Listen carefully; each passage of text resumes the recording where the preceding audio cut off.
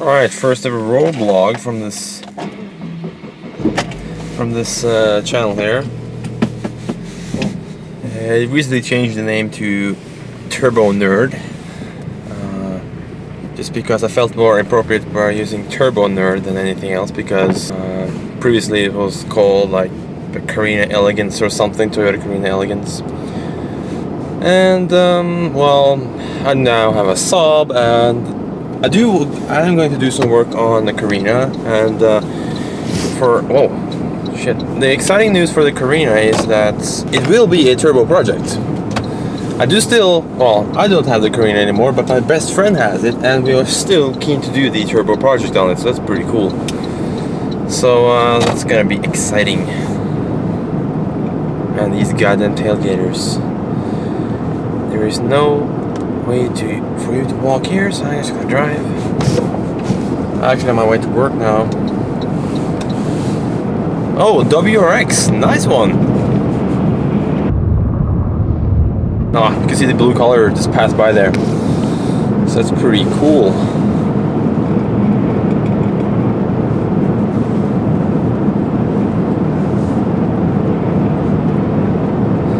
You don't see WRXs often here in Norway, or STIs, or any like fast Subarus, just because here in Norway everything is goddamn expensive to have. This car here is, well, there goes my camera. Whoops. Thank God I have insurance on that thing. Well, I'm just gonna let the camera stay here for a moment. Just gonna get through this goddamn traffic here. The taxes and everything on fast cars, or cars with big engines, or anything like that in Norway, just insane. For example, you know how much you have to pay for taxes only to register and drive a Toyota GT86 here in Norway? 100%. You have to pay 100% of the car's, well, original price. So the car is around 240 Norwegian kroner, which to you, who use dollars and euros and stuff, is probably quite a lot. But yes, that is actually quite cheap for a car like that if you don't look at the taxes afterwards. Because when you look at the taxes, and those are 245,000 kroners. Yes, there you go. And that's for the that's for not the TRD model. That's the the one with the very, very small spoiler and everything like that. So it's pretty sick, actually. Oh, look, the police. All right, so I'm gonna drive straight ahead here because I have well, possibility to get some boost. All right, so I'm gonna turbo.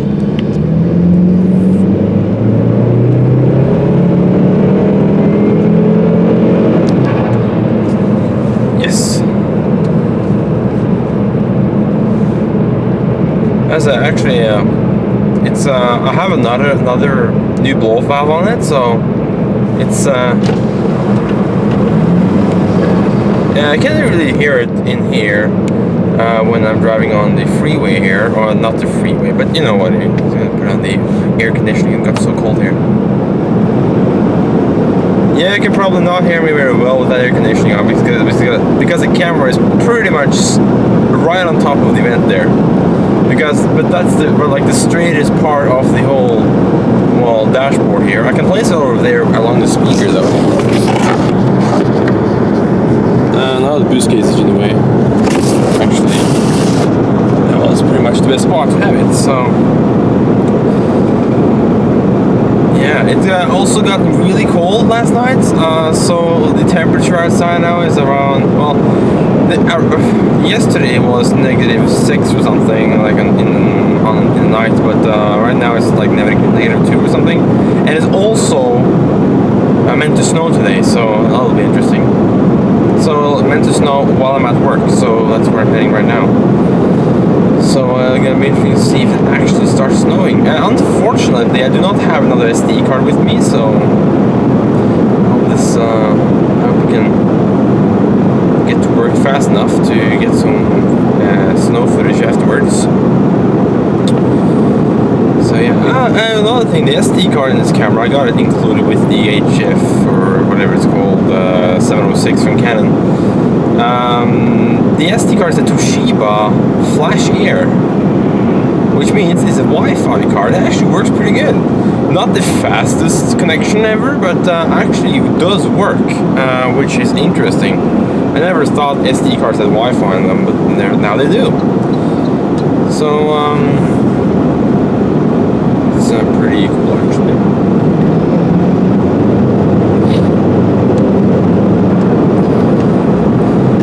Stock 185 horsepower tune on the small Garrett GT17 turbo. I do have a TD04 at home. Yes, I do.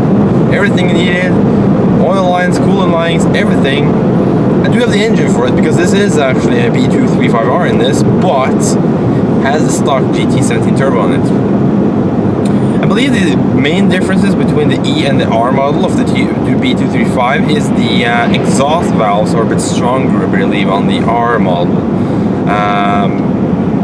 So I believe the E model stands for economy or something.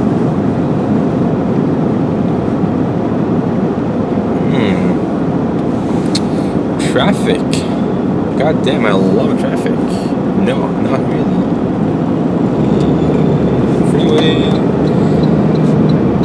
A bit late blinking there, but indicating where I'm going, but you know. At least I'm using indicators, BMW drivers.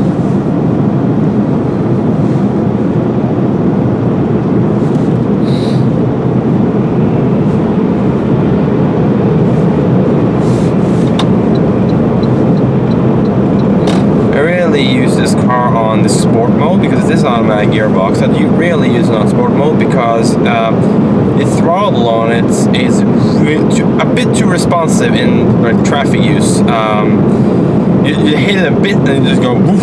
It just because it seems like the gearbox grips harder or something. I believe the torque converter is, I don't know what the torque converter does actually. I know just it's something part of the automatic gearbox, but it's like when you have it in sport mode, the gearbox grips every gear like really hard, but on normal mode it slips kind of if you're like slipping with the clutch. So that's a little interesting. I never had automatic before I got this thing, so well, I never had another car before I got this thing because I had the Toyota Carino. That's my first car. This is my second car, and finally got a license. Thank God for that. So man, the license here in Norway, that's also expensive. Probably costs you way a lot more than a car. This car I paid 7,000 kroner, which is about a bit under $1,000. In Norway, that's not too bad. You get around 3,000 kroner if you wreck it, back from the government. But I couldn't see this go to wreckers because I saw the car and like, yes, it has a rust here and there, and yeah, it could be better, but the engine was fried. It had 208,000 kilometers, and I was like, 208,000 kilometers in this shell, and it's a 2003 and has all this equipment. It's a Vector model. Well, I couldn't see it going to a scrapyard, so I bought it, and almost a year after I bought it, I got an engine for it. So it was standing on my property for almost a year before I actually did something major to it, and that was replacing the turbo. Wow, it was actually ice there. See, the traction control light turned on when I accelerated it, so cruise control on. Thank you God for that. So yeah, the car stayed on my driveway for quite a long time, and well, brakes rusted up, chassis started to rust even more badly because we're standing in all kinds of weather like snow and ice and rain and sun and everything. So it was pretty much the worst case scenario for this car. I was feeling so bad for it. So finally, I talked with my mom. I had some economy issue, like economical issues, what we call it, issue with them. I didn't have enough money rolling in to actually keep this project going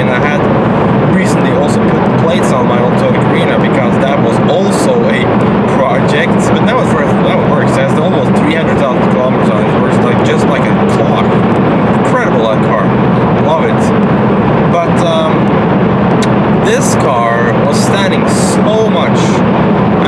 Brakes got so bad. When I first got the engine in it, and first started like trying to dual boost, like holding the brake and dual boost. Well, the brakes couldn't hold the power of the car back. That's how bad they were.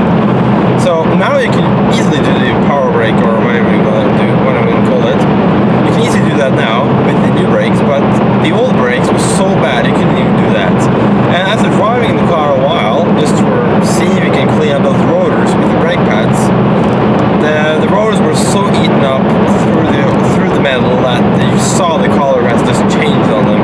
They weren't anywhere turning glossy or metal anyway soon. So I ended up purchasing a couple of discs and a set of brake pads, and replaced everything in the front. I believe I have a picture in the shop on the screen here from the old ones and the new ones. Actually, I found a store here in Norway that actually can purchase stuff like that really, really cheap for Saabs.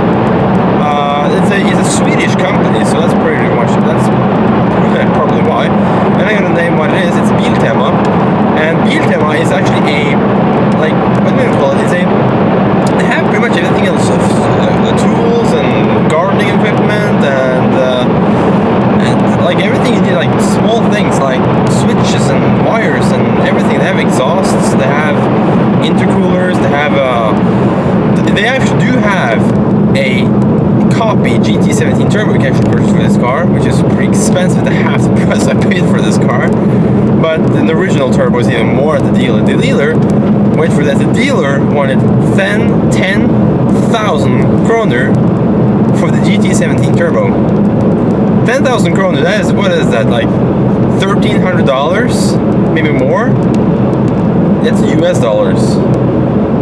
It's about 1,000 pounds, about around that.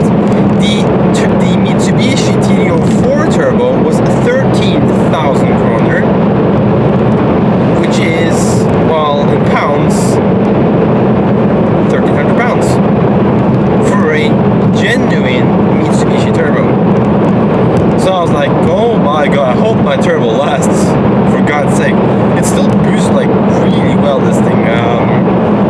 No problem whatsoever coming into boost, and yeah, the turbo flutters a bit with the blow valve installed on the recirculation valve installed this, because the spring on it is bits.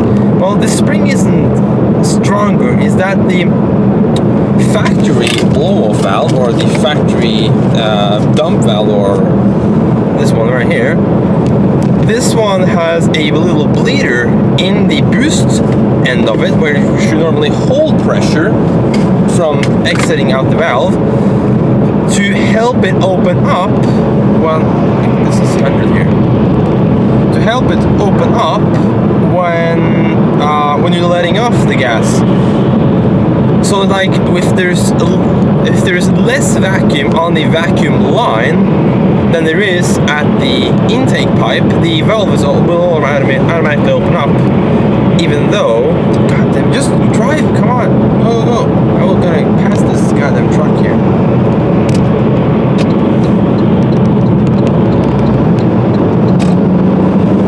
Yeah, the valve will automatically open up because of the because the boost on the pipe and boost pipe actually helps opening it up. But the recirculation valve on there now doesn't have that feature, so it just opens when it sees enough negative pressure at the vacuum line. And on a car like this, which is so computer controlled and stuff, since it's an automatic gearbox and should drive nice and stuff, when you let off the gas, the flap on the engine doesn't turn all the way like shut immediately when you release the pedal. It does it slowly, so it actually makes the car a little more pleasing to drive, like it's more comfortable and stuff, but really it does ruin the opportunity of that blow valve to open up. So what happens is, when you're letting off the gas, the turbo flutters a couple of times, and then the valve opens. So it's like, stoosh! So it's kind of a cool sound, because it sounds like a lot more, way more aggressive than the car version is. 185 horsepower, man. You can get a BMW with a straight 6 with that kind of a horsepower rating without a turbo, so not really impressive from a 2.3 liter engine, to be honest, but it's a 4-cylinder, so. But Toyota made, I believe, 160 horsepower and 1.6 engine in like 1990, so. But that was a 20-valve engine, so probably a little better breathing characteristics in that engine. So, traffic. Boost.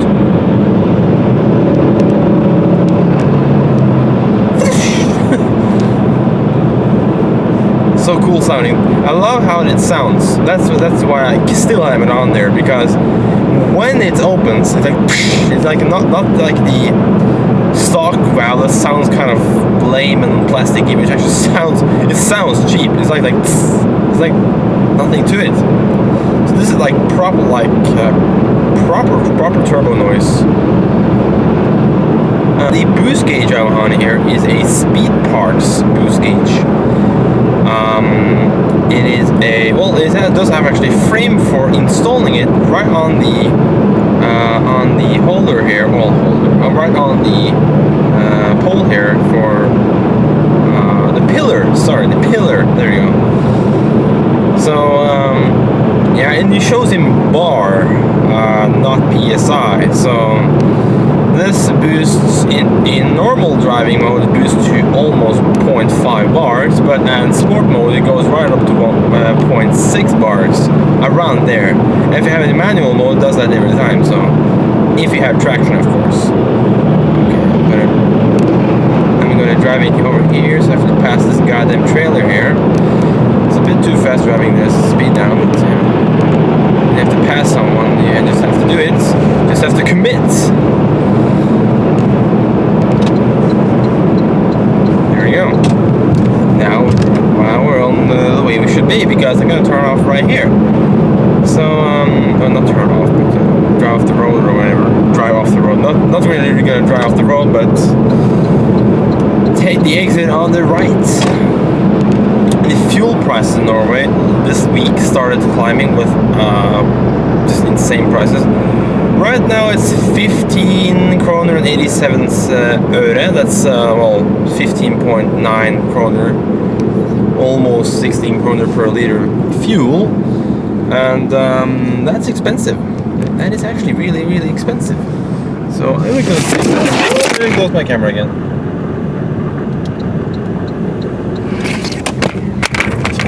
Jesus Christ. I can't believe this camera still takes it though, so that's pretty cool. There's my boost gauge.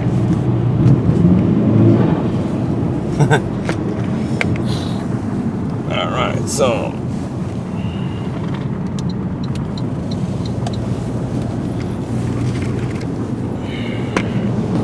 I'll put this right up here again.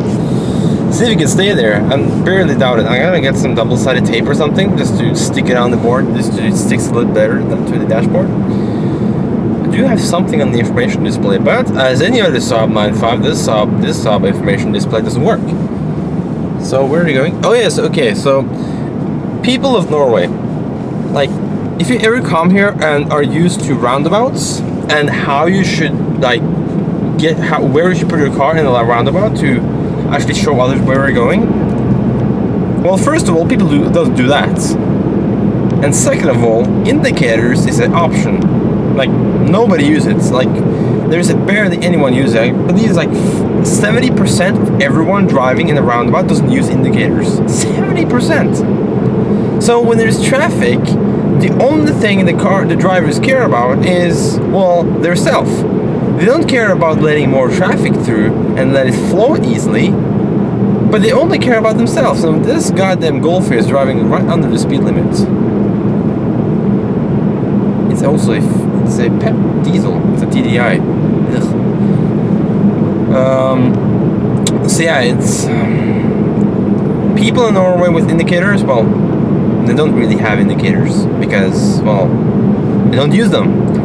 So here in Norway, me and my friends and girlfriend and friends and family and everything, we often are kidding about like, oh, indicators. Oh, sorry, that's an optional thing for that car, because it seems like no BMW has indicators, and suddenly that Golf just took right off. Interesting. Because it seems like there's one thing that is really popular with Audi and BMW drivers, and that's tailgating, like really close to the front, the car in front.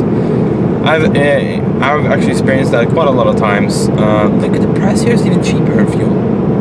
But this gas station right here, called ST1, is always cheaper than anyone else.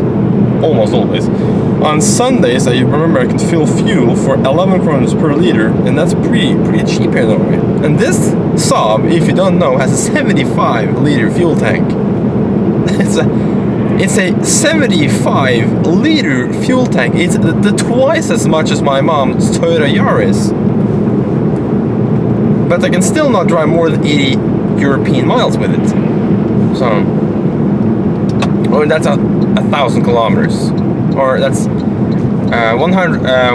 10 kilometers is 1 European mile. So there you go. And my workplace. Oh, there's ice here. That'll be fun after work. Does I have traction though? I don't know. Oh no, I don't have traction. I'm gonna park my car right next to my boss's car, or right between these two spots here, because then I have a lot of room on both sides. I'm gonna park right there. Right on the curb. Right on. Oh!